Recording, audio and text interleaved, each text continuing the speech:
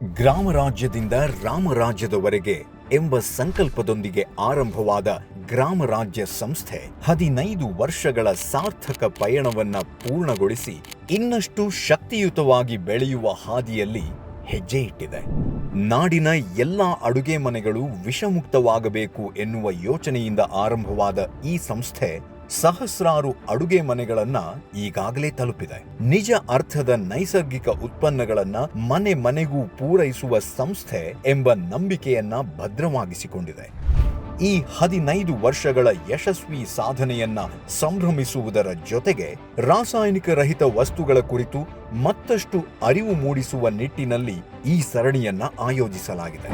ಪ್ರತಿ ವಾರವೂ ಒಬ್ಬ ಸಾಧಕರನ್ನ ಸಂಧಿಸಿ ಅವರೊಂದಿಗೆ ಮಾತನಾಡ್ತಾ ನಮ್ಮ ಮನೆಯಲ್ಲೂ ವಿಷಮುಕ್ತ ಅಡುಗೆ ಮನೆಯನ್ನ ಮಾಡೋದಕ್ಕೆ ಸೂಕ್ತವಾದ ದಾರಿ ಕಂಡುಕೊಳ್ಳೋಣ.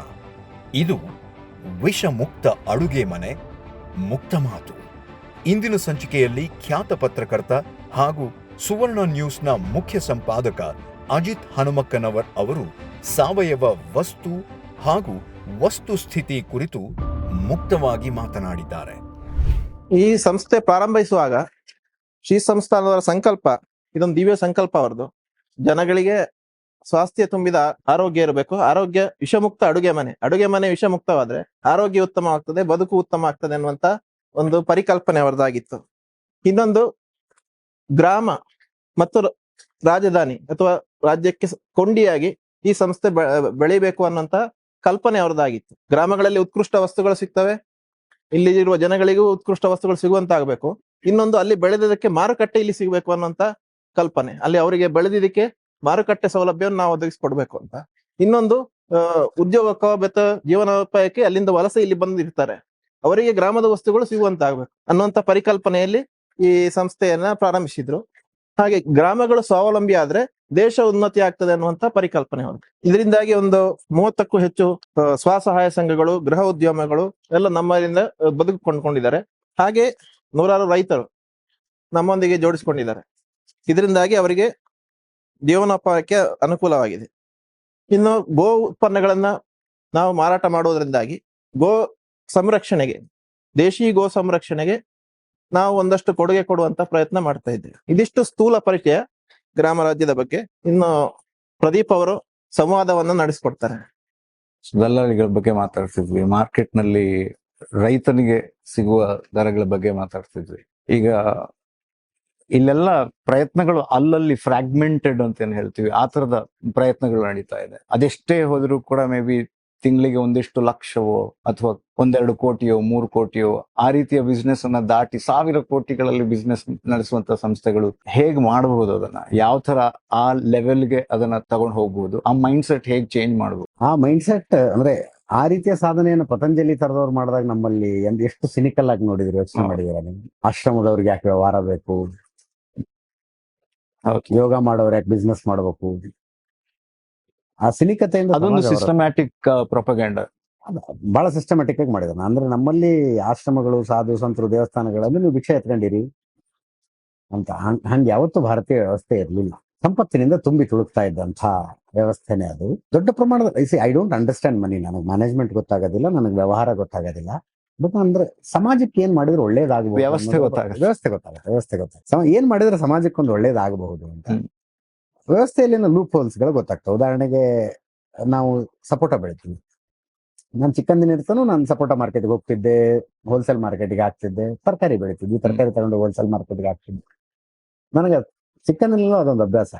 ಹುಬ್ಳಿಲಿ ಹೋಗಿ, ಅವಾಗ ಹಳೆ ಮಾರ್ಕೆಟ್ ಬೇರೆ ಕಡೆ ಇತ್ತು, ಬಂಕಾಪುರ ಚೌಕತ್, ಅಲ್ಲಿ ತರಕಾರಿ ಇಟ್ಟು ಅದೇ ತರಕಾರಿನ ನಾನು ರಿಟೇಲ್ ಮಾರ್ಕೆಟ್ಗೆ ಹೋಗಿ ರೇಟ್ ಕೇಳ್ತಿದ್ದೆ. ನನ್ನಿಂದ ಎಷ್ಟಕ್ಕೆ ಹೋಯ್ತು ಅಲ್ಲಿ ಎಷ್ಟಕ್ಕೆ ಮಾರ್ತಾ ಇದ್ದಾರೆ ಅಂತ. ಸಪೋಟನ ನಾನು ಹೋಲ್ಸೇಲ್ ಮಾರ್ಕೆಟ್ ಅಲ್ಲಿ ಮಾರಿ ಹಣ್ಣಿನ ಅಂಗಡಿಗೆ ಹೋಗಿ ಸಪೋಟ ರೇಟ್ ಎಷ್ಟು ಅಂತ ಕೇಳ್ತಿದ್ದೆ. ಆ ಡಿಸ್ಪಾರಿಟಿ ಬಹಳ ಬೇಜಾರಾಗದು. ನಿಜ. ಕಷ್ಟಪಟ್ಟವನ್ ನಾನು, ಬೆಳೆದವನ್ ನಾನು, ನೀರ್ ಹಾಕಿದ್ ನಾನು, ಗೊಬ್ಬರ ಹಾಕಿದ್ ನಾನು. ನನ್ನ ಹತ್ರ ತಗೊಂಡ್ರು 10 ರೂಪಾಯಿ ವಸ್ತುನ ಇವ್ರು 60 ರೂಪಾಯಿ ಮಾರ್ತಿದ್ದಾರೆ, 50 ರೂಪಾಯಿ ಮಾರ್ತಿದ್ದಾರೆ ಅಂತಂದ್ರೆ ಒಂದು ಜನರಲ್ ಅವೇರ್ನೆಸ್ ಬರ್ಬೇಕಾಗಿದೆ. ಈ ತರದ ಬ್ರ್ಯಾಂಡ್ಗಳ ರೀಚ್ ಆಗಿ ಇದ್ರ ಇಂಪಾರ್ಟೆನ್ಸ್ ಅರ್ಥ ಆಗ್ಬೇಕು. ಹೆಚ್ಚು ಹೆಚ್ಚು ಜನರಿಗೆ ತಿಳಿಸುವ ಪ್ರಯತ್ನಗಳು ನಿರಂತರವಾಗಿ ನಡಿಬೇಕು. ಅಲ್ಲಿ ಆ ಪ್ರಯತ್ನ ನಡಿಬೇಕು. ಆಮೇಲೆ ಇವತ್ತಿನ ಕಾಲದಲ್ಲಿ ಅದು ತುಂಬಾ ಈಸಿ. ಮುಂಚೆ ಆದ್ರೆ ನೀವು ಮೇನ್ ಸ್ಟ್ರೀಮ್ ಪೇಜ್ಗೆ ಕಾಲ್ ಪುಟ ಅಡ್ವರ್ಟೈಸ್ಮೆಂಟ್ ಕೊಡುವುದೆಲ್ಲ ಇತ್ತು. ಈಗ ಹಂಗಲ್ಲ, ಎಲ್ಲರ ಕೈಯಲ್ಲೂ ಮೊಬೈಲ್, ಸೋಷಿಯಲ್ ಮೀಡಿಯಾ ಇದೆ. ಅದ್ರ ಮೂಲಕ ಇದ್ರ ಇಂಪಾರ್ಟೆನ್ಸ್ ರೀಚ್ ಮಾಡಿಸಿದ್ರೆ ಇದು ಡೆಫಿನೆಟ್ಲಿ ವರ್ಕೌಟ್ ಆಗುತ್ತೆ. ಏನಿಲ್ಲ, ಒಂದು 4 ಜನ ಯುವಕರು ವಿದ್ಯಾಭ್ಯಾಸ ಮಾಡಿದವರು ಹಳ್ಳಿಯಿಂದ ನಗರಕ್ಕೆ ಬರದಂತೆ ತಡೆದ್ರೆ ಹ್ಮ್. ಅವ್ರು ಅಲ್ಲೇ ಆರಾಮಾಗಿರೋರು ನೋಡ್ಕೊಂಡ್ರೆ ಇದು ಯಶಸ್ವಿ ಆದ. ಒಂದು ರೀತಿ ಅಂದ್ರೆ ಈಗ ಈಗ ಮಾಸ್ ಮೀಡಿಯಾದಲ್ಲಿ ಅಂದ್ರೆ ಈಗ ಮೇನ್ ಸ್ಟ್ರೀಮ್ ಮೀಡಿಯಾದಲ್ಲಿ ಇದ್ಕೊಂಡು ಹೇಳೋದಾದ್ರೆ ಅದರಿಂದ ಹಾಗಿದ್ರೆ ಏನು ನಿರೀಕ್ಷೆ ಮಾಡಂಗಿಲ್ವಾ? ಅಂದ್ರೆ ನೀವು ಅದ್ರ ಭಾಗವಾಗಿರೋದ್ರಿಂದ ಕೇಳ್ತಾ ಇದ್ದೇನೆ. ಇವಾಗ ಎಲೆಕ್ಟ್ರಾನಿಕ್ ಮೀಡಿಯಾದಲ್ಲಿ ಇರೋದ್ರಿಂದ ಅದರಿಂದ ಹಾಗಿದ್ರೆ ಈ ತರದಕ್ಕೆ ಯಾವ ರೀತಿ ನಿರೀಕ್ಷೆ ಮಾಡೋದಕ್ಕೆ ಸಾಧ್ಯ ಆಗಲ್ಲ? ನಿರೀಕ್ಷೆ ಡೆಫಿನೆಟ್ಲಿ ಮಾಡ್ಬೋದು, ಇಲ್ಲ ಅಂತಲ್ಲ. ಆ ಮಟ್ಟಕ್ಕೆ ಬೆಳೀಲಿ. ಹ್ಮ್ ಉದಾಹರಣೆ ಧರ್ಮಸ್ಥಳ ಗ್ರಾಮಾಭಿವೃದ್ಧಿ ಯೋಜನೆ ಅವರು ನಮ್ ಜೊತೆ ಅಸೋಸಿಯೇಟ್ ಆಗಿದ್ದಾರೆ. ಅವ್ರ ಪ್ರಾಡಕ್ಟ್ ನಾವು ಪ್ರಮೋಟ್ ಮಾಡ್ತೀವಿ. ಅವ್ರ ಬಿಸ್ನೆಸ್ ನೆಕ್ಸ್ಟ್ ಲೆವೆಲ್ ಹೋಗುತ್ತೆ. ಒಂದ್ ಕನ್ಸರ್ನ್ ಏನಂದ್ರೆ ನಿಮ್ಮ ಅಡ್ವರ್ಟೈಸಿಂಗಿನ ಖರ್ಚು ನಿಮ್ಮ ಪ್ರಾಡಕ್ಟ್ ಗಳ ಬೆಲೆ ಜಾಸ್ತಿ ಮಾಡೋ ಹಂಗಾಗ ₹1, ₹1.5, ₹2 ತಯಾರಾಗೋ ಕೋಕಾ ಕೋಲಾ 20 ರೂಪಾಯಿಗೆ ಯಾಕೆ ಮಾರ್ಬೇಕಾಗಿ ಬರುತ್ತೆ ಅಂತಂದ್ರೆ ಅಲ್ಲಿ ದೀಪಿಕಾ ಪಡ್ಕೊನೆಗೂ ದುಡ್ಡು ಕೊಡ್ಬೇಕು, ಧ್ವನಿಗೂ ದುಡ್ಡು ಕೊಡ್ಬೇಕು ಅಲ್ವಾ? ಆ ಅನಿವಾರ್ಯತೆಗಾಗಿ ಹಿಂಗ್ ವ್ಯಾಪಾರ ಮಾಡ್ಬೇಕಾಗುತ್ತೆ. ಈಗಾಗ್ಲೇ ಪ್ರಾಡಕ್ಟ್ಸ್ ಬರಬಾರ್ದು. ಮತ್ತೆ ಈಗಾಗ್ಲೇ ಆಸ್ ಇಟ್ ಈಸ್ ಇವುಗಳ ಬೆಲೆನೂ ಕೂಡ ಕಂಪ್ಯಾರಿಟಿವ್ಲಿ ಜಾಸ್ತಿ ಇದೆ ಅನ್ನೋ ಮೈಂಡ್ ಸೆಟ್ ಕೂಡ ಇದೆ ನೋಡ್ರಿ. ಅದು ಬೆಲೆ ಜಾಸ್ತಿ, ಇದು ಜನರ ಮೈಂಡ್ ಸೆಟ್ ಅಷ್ಟೇ. ನೀವು ಉಡುಪಿ ಹೋಟೆಲ್ಗೆ ಹೋದ್ರೆ ಒಂದು ದೋಸೆ ತಿಂದ್ರೆ ₹10 ಟಿಪ್ಸ್ ಕೊಡ್ತೀರಿ. ಅದೇ ದೋಸೆನ ಅಶೋಕ ಹೋಟೆಲ್ ಅಂತ ತಿಂದ್ರೆ ₹10 ಟಿಪ್ಸ್ ಕೊಡ್ತೀರಾ ನೀವು? ನಮ್ ಲೆವೆಲ್ ಕಮ್ಮಿ ಆಗುತ್ತೆ. ನಿಮ್ ಲೆವೆಲ್ ಕಡಿಮೆ, ನಿಮ್ ವೇಟರ್ ನಿಮ್ಮನ್ನ ಚೀಪ್ ಆಗಿ ಮಾಡ್ತಾನೆ ಅಲ್ವಾ? ಅಶೋಕ ಹೋಟೆಲ್ ಹೋದ್ರೆ ₹100 ಟಿಪ್ಸ್, ₹500 ಟಿಪ್ಸ್ ಕೊಡ್ತೀರಿ. ಉಡುಪಿ ಹೋಟೆಲಲ್ಲಿ ₹10, ₹20 ಟಿಪ್ಸ್ ಕೊಡ್ತೀರಿ.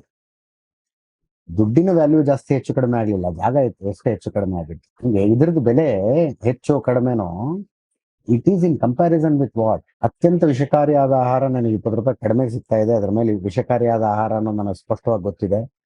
ಇದನ್ನ ನಿರಂತರವಾಗಿ ತಿಂದ್ರೆ ಬರಬಾರದು ರೋಗ ಬರುತ್ತೆ ಅನ್ನೋದು ಗೊತ್ತಿದ್ದು ನೀವು ₹20 ಉಳಿಸಕ್ ಹೋಗ್ತೀರಾ? ಅದು ಅಲ್ಲ, ಮೈಂಡ್ ಸೆಟ್ ಚೇಂಜ್ ಆಗುತ್ತೆ. ನೀವು ರಸ್ತೆ ಬದಿಯಲ್ಲಿ ತರಕಾರಿ ತಗೊಳ್ಳುವಾಗ ಚೌಕಾಶಿ ಮಾಡ್ತೀರಿ. ₹20 ಬದನೆಕಾಯಿ ಅಂದ್ರೆ ₹15 ಕೊಡಲ್ವಾ ಅಂತ ಕೇಳ್ತೀರಿ. ನೀವು ಪಿಜ್ಜಾ ತಿನ್ನೋದು ಕೇಳ್ತೀರಾ? ಪಿಜ್ಜಾ ಹಟ್ಟಿಗೆ ಹೋಗಿ ₹400 ನಾವು ₹370 ಕೊಡ್ತೀವಿ ಅಂತ ಕೇಳ್ತೀರಾ? It is a mind set ಅಷ್ಟೇ. Mind set. ಇದನ್ನ ಸಾತ್ವಿಕವಾಗಿ ಹಂಗೆ ನಾನು ಆರೋಗ್ಯಕರವಾದದ್ದೇ ತಿಂತೀನಿ, 20% ನನಗೆ ಬೆಲೆ ಜಾಸ್ತಿ ಆದ್ರೂ ತೊಂದರೆ ಇಲ್ಲ ಅಂತ ಅನ್ನೋದಿದೆಯಲ್ಲ, ಆ ಮೈಂಡ್ ಸೆಟ್ ಬಂದಾಗ ಸರಿ ಹೋಗುತ್ತದೆ ಅಷ್ಟೇ. Don't we have choice. ನನಗೆ ಇಂಥದ್ದೇ ಸೋಪ್ ಬೇಕು, ಇಂಥದ್ದೇ ಶಾಂಪೂ ಬೇಕು, ಇದೇ ಬ್ರ್ಯಾಂಡಿನ ಬಟ್ಟೆ ಬೇಕು. ಹಂಗೆ ಸಾವಯವ ಆಹಾರವೇ ಬೇಕು ಅಂತ ನಿರ್ಧಾರ ಮಾಡಿದ್ರೆ ಏನ್ ದೊಡ್ಡ ವಿಷಯ ಇದೆ ಅದರಲ್ಲಿ? ನನಗ್ ಬೇಕಾಗಿರೋ ಬ್ರ್ಯಾಂಡಿನ ಬಟ್ಟೆ ಇನ್ನೊಂದು ಬ್ರ್ಯಾಂಡಿಗಿಂತ ₹100 ಜಾಸ್ತಿ ಇದ್ರೆ ತಗೊಳಲ್ವಾ ನಾನು? ಅದೇ ಬೇಕು ನನಗೆ. By it is comfortable. ಈ ಶಾಂಪೂ ಯಾಕಬೇಕು, ಈ ಸೋಪ್ ಯಾಕಬೇಕು? It makes me feel good. ಹಂಗೆ ಇದೇ ಆಹಾರ ಯಾಕಬೇಕು? ಆರೋಗ್ಯಕರವಾಗಿರೋದು. How can we influence people? ತುಂಬಾದಕ್ಕೆ ಇನ್ಫ್ಲೂಯೆನ್ಸ್ ಆಗಿದ್ದಾರೆ ಜನ.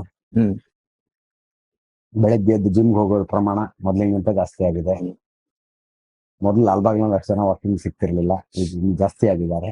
ಇದು ಕೂಡ ಜಾಸ್ತಿ ಆಗ್ತಿರುತ್ತೆ, ಆಗಿರುತ್ತೆ. ಅದೇ ಕಂಪ್ಯಾರಿಟಿವ್ಲಿ 10 ವರ್ಷದ ಹಿಂದೆ ನೀವು ಆರ್ಗಾನಿಕ್ ಬಗ್ಗೆ ಗೊತ್ತಿರ್ಲಿಲ್ಲ, ಈಗ ಜಾಸ್ತಿ ಆಗಿದೆ.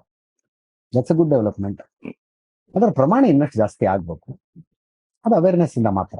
ಒಂದು ರೀತಿಯಲ್ಲಿ ಸಾತ್ವಿಕವಾಗಿನೇ ಹೋಗ್ತಾ ಇದೆ ಅನ್ಸುತ್ತೆ. ಅದರ ಒಂದು ಕಂಪ್ಯಾರಿಸನ್ ನೋಡೋದಾದ್ರೆ ಮಾರ್ಕೆಟಿಂಗ್ ಇರ್ಬೋದು, ಅದನ್ನ ಹೇಳೋ ರೀತಿ ತುಂಬಾ ಸತ್ವಯುತವಾಗೇ ಮಾಡೋಣ, ಅದನ್ನ ಇದ್ ಮಾಡೋಣ ಅಂದ್ರೆ ನನ್ನ ಅಬ್ಸರ್ವೇಷನ್ ನಾನು ಹೇಳ್ತಾ ಇರೋದು. ಇದಕ್ಕೆ ಅಂದ್ರೆ ನಮ್ಮಂಥವ್ರು ಮೀಡಿಯಾ ಸೆಲೆಬ್ರಿಟಿಗಳ ಅನ್ನಿಸಿಕೊಂಡವರು ಎಲ್ರು ಇನ್ನೊಂದು ಸೋಷಿಯಲ್ ಕಾಸ್ ಅನ್ಕೊಂಡು ಕೈ ಜೋಡಿಸಿದಾಗ ಇನ್ನೊಂದು ಸ್ವಲ್ಪ ಅಗ್ರೆಸಿವ್ ಆಗತ್ತೆ. ಅದರ್ವೈಸ್ ನೀವು ಇನ್ಯಾವುದೋ ಮಲ್ಟಿನ್ಯಾಷನಲ್ ಕಂಪನಿ, FMCG ಗೂಡ್ಸ್ ನಲ್ಲಿರೋ ಮಲ್ಟಿನ್ಯಾಷನಲ್ ಕಂಪನಿಯ ರೀತಿಯಲ್ಲಿ ಅಡ್ವರ್ಟೈಸ್ಮೆಂಟ್ ಮಾಡ್ತೀವಿ ಅಂದ್ರೆ ಅದ್ರ ಬರ್ಡನ್ ಒಂದು ಗ್ರಾಹಕರ ಮೇಲೆ ಹಾಕಬೇಕಾಗುತ್ತೆ. ₹100 ಮಾರ್ತಾ ಇರೋ ವಸ್ತು ₹140 ಆಗತ್ತವ. ಇದು ಹೋಗೋದು ಬೆಳವಣಿಗೆನೂ ಸ್ವಲ್ಪ ನಿಧಾನನೇ ಆಗುತ್ತೆ. ಆದ್ರೆ yes, as long as it's growing it's fine ಅನ್ನೋದು ಡೆಫಿನೆಟ್ಲಿ. ಆಮೇಲೆ ಇವತ್ತಿನ ಕಾಲದಲ್ಲಿ ಅಂದ್ರೆ ಜನ ಎಕ್ಸ್ಪೀರಿಯನ್ಸಿಗಾಗಿ ಖರ್ಚು ಮಾಡೋದಕ್ಕೆ ತಯಾರಿದೆ, ಕ್ವಾಲಿಟಿಗಾಗಿ ಖರ್ಚು ಮಾಡೋದಕ್ಕೆ ತಯಾರಿದೆ. 20 ವರ್ಷ ಹಿಂದೆ ಇದ್ದಂಥ ಪರಿಸ್ಥಿತಿ ಇಲ್ಲ, 15 ವರ್ಷದ ಹಿಂದೆ ಇದ್ದಂಥ ಪರಿಸ್ಥಿತಿ ಇದೆ.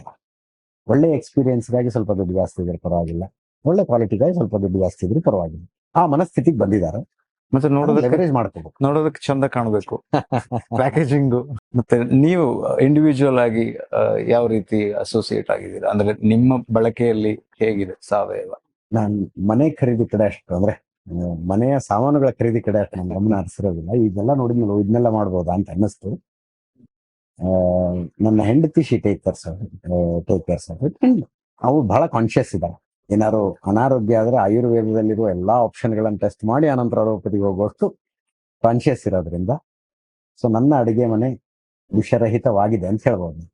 ಗ್ರಾಮ ರಾಜ್ಯದ ಯಾವ ಪ್ರಾಡಕ್ಟ್ ಈಗ ಒಂದಿಷ್ಟು ನೀವು ನೋಡಿದ್ರಿ, So, ಎಸ್, ನಿಮ್ಮ ಗಮನ ಸೆಳೆದಿದ್ದು ಯಾವ್ದು?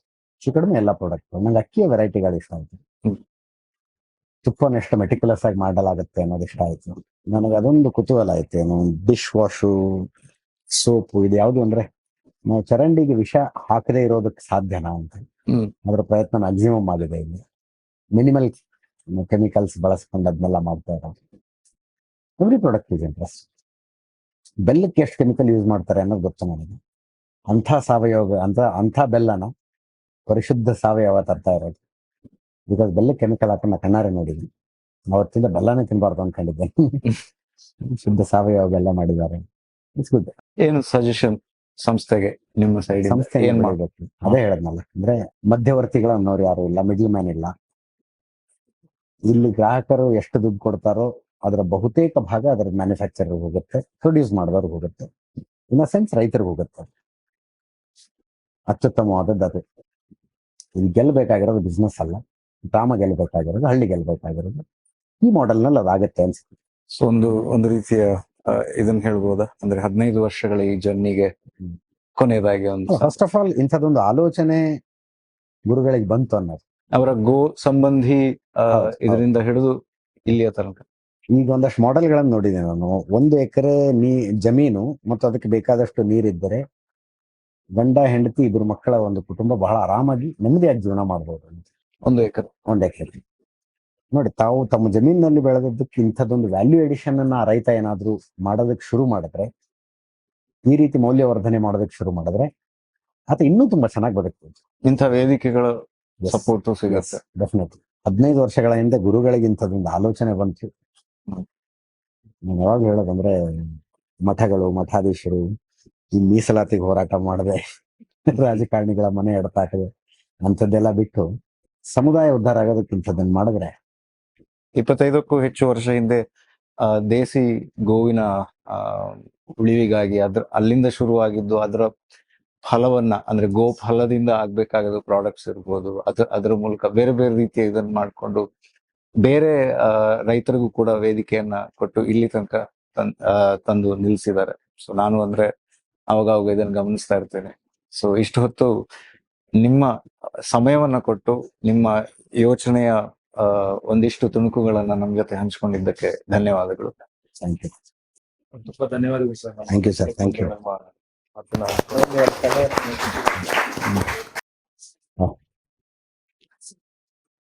ಕೆಲವು ಚಿಕ್ಕ